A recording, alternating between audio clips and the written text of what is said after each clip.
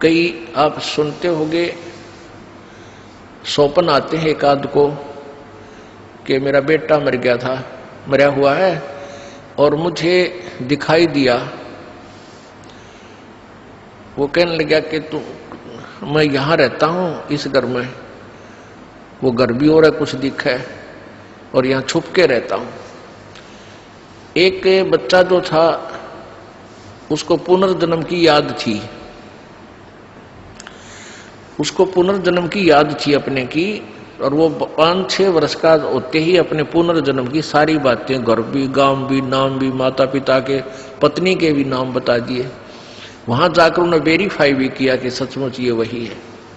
तो क्या बताता है कि उसकी मृत्यु होगी थी किसी एक्सीडेंट में, और फिर क्या बताता है कि ये जो मेरे माता पिता वर्तमान वाले हैं ये कहीं से आ रहे थे, मैं इनके साथ साथ आ गया और फिर मां के पेट में प्रवेश कर गया। अब ऐसा कैसे है? ये है तो ये ईश्वर विधान, परमात्मा का विधान है कि जिससे संस्कार है वो उसके आसपास ही रहता है, उसमें गर्भ में भी विश्राम कर सकता है, लेकिन शरीर जब मिलेगा उसको अंदर पेट में भी, जब उसका योग बाल्य की तरफ से ही होगा, तो तब तक वो वहां एज ए प्रेत रह ले, चाहे उसको कुछ भी कहो, ऐसे रहते हैं। तो उसको व्यास जी को इस बात का यकीन नहीं हुआ, क्योंकि पेट में ना कोई भारीपन ना कोई ऐसी बात, तो उनको ये मालूम है कि वैसे भी शरण ले लेते हैं ऋषि लोग, ये पितर बने हुए। ये भी आध्यात्मिक ज्ञान है, तत्व ज्ञान है पुण्यात्मा, और धीरे धीरे समझाओ, क्योंकि हमने तो अज्ञान ठोक रखा, आज तक कोई सर पैर कोई पता ही नहीं था किसी भी मार्ग का।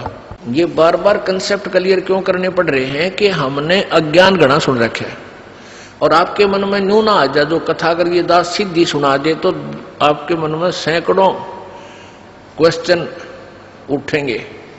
तो दास चाहता है कि इस क्वेश्चन वाली बीमारी ने गिल खत्म करता चलूं, तो दास के द्वारा दिया गया ज्ञान आपके हृदय में शीघ्र समाओगा। अब व्यास की पत्नी को पता नहीं था कि तेरे पेट में गर्भ में कोई बालक भी है कि नहीं है। उनको पता भी ऐसे ऋषि लोग पितर बनकर पितर रूप में भी प्रवेश कर जाते हैं। जो पितर टाइप होते हैं, जो अच्छी आत्माएं मर गई, वो भूत बन गई, वो भी अपने ही परिजनों के अंदर समाये रहते हैं, लेकिन वो परेशान नहीं करते हैं। और जो दुष्ट टाइप मरते हैं वो चंडाल भूत होते हैं, वो प्रवेश करके फिर उनकी दुर्गति रखते हैं कि शराब पीने जी कर शराब पीते हैं, उसका नाश करा देते हैं, कोई कुछ और गलतियां करा देते हैं, कोई और बदमाशी भी करा देते हैं, बहन बेटियों की तरफ भी बकवाद करा देते हैं। तो इस तरह के वो नीच टाइप होते हैं। फिर वो उनका पता कुछ सेका तो यहाँ आते हैं जब पता लगता है, क्योंकि यहाँ पितर सारे फिर फ्री होना पड़ेगा, उनको भागना ही पड़ेगा यहाँ से भगवान के दरबार। अब क्या कि जैसे एक लड़की एक बेबे नाम ले रही थी अपना परमेश्वर कबीर जी का, और यहां से अपने घर गई मिश्री का प्रसाद, एक पड़ोस का बालक आ गया 8-9 वर्ष का, बच्चा ने देवथी वो भी आ गया, उसको भी दे दिया। अब वो प्रसाद खाते लड़का अपने घर चला गया, घर जाते दौरा आके गिर गया। अब वो पड़ोसी शर हो गए, पता नहीं इसने क्या खवा दिया हमारे बालक ताई, अर्तन ने मेरा छोरा मार दिया। अब वह कहने लगी देखो वैसे तो आप कुछ भी कहो, ये इसे बालक ने मरा तो नहीं, वो फिर ठीक हो गया, लेकिन 2 घंटे के बाद होश में आया।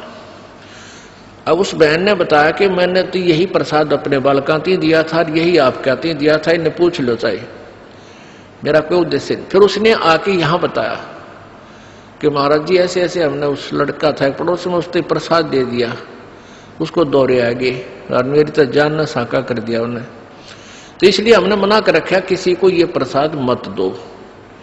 क्योंकि वो क्या था कारण कि वो प्रसाद देने से उसमें प्रेत विद्यमान था, उन्हीं का कोई पितर था, और वो प्रसाद खाने से परमात्मा की वाणी से उसमें वो चार्ज हो रहा था।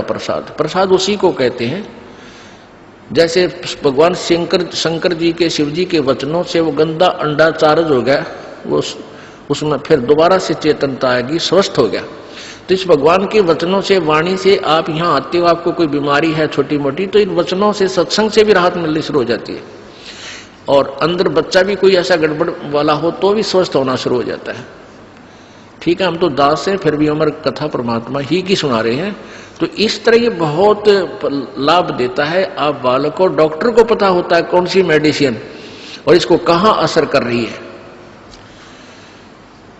तो वो क्या था, मैंने उसको बताया, बेटी उसमें प्रेत था।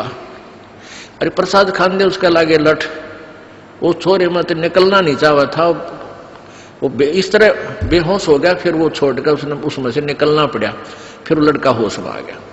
तो ऐसी गलती मत करो, तुम बदनाम भी हो गए।